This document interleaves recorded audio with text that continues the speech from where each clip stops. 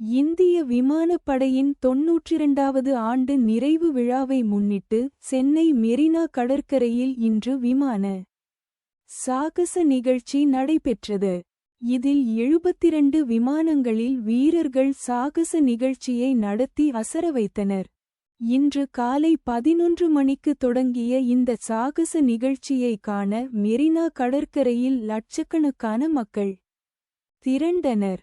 பகல் 1 மணியுடன் விமான வான் சாகச நிகழ்ச்சி நிறைவு பெற்றது. 2 மணி நேரம் மட்டுமே வான் சாகச நிகழ்வு நடந்தது. உலகத்திலேயே அதிக மக்கள் பங்கேற்ற இராணுவ நிகழ்ச்சி என்ற சாதனையை சென்னை விமான சாகச நிகழ்வு படைத்தது. சென்னையில் நடைபெற்ற விமான வான் சாகசத்தை நேரில் சுமார் 10 லட்சம் பேர் கண்டு களித்ததாக தகவல் வெளியாகியுள்ளது.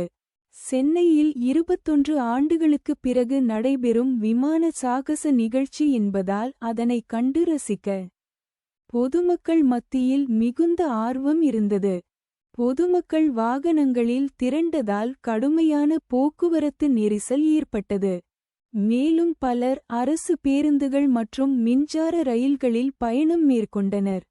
சென்னை மாநகர போக்குவரத்து கழகம் சார்பில் கூடுதலாக பேருந்துகள் மற்றும் சிற்றுந்துகள் இயக்கப்பட்டன. ரயில் நிலையங்களில் திரண்ட மக்கள். அதே சமயம் வான் சாகச நிகழ்ச்சி நடைபெறுவதை ஒட்டி போதிய ரயில்களை தெற்கு ரயில்வே இயக்கவில்லை என மக்கள் குற்றஞ்சாட்டி உள்ளனர். ஞாயிற்றுக்கிழமை நாளான இன்று அரை மணி நேரத்திற்கு ஒரு ரயில் மட்டுமே இயக்கப்பட்டதால் வேளச்சேரி, சிந்தாதிரிப்பேட்டை உள்ளிட்ட ரயில் நிலையங்களில் ஆயிரக்கணக்கான மக்கள் ரயிலுக்காக காத்திருந்தனர். ரயில் தண்டவாளங்களில் பொதுமக்கள் சென்றது அனைவரையும் பதைபதைக்கச் செய்தது.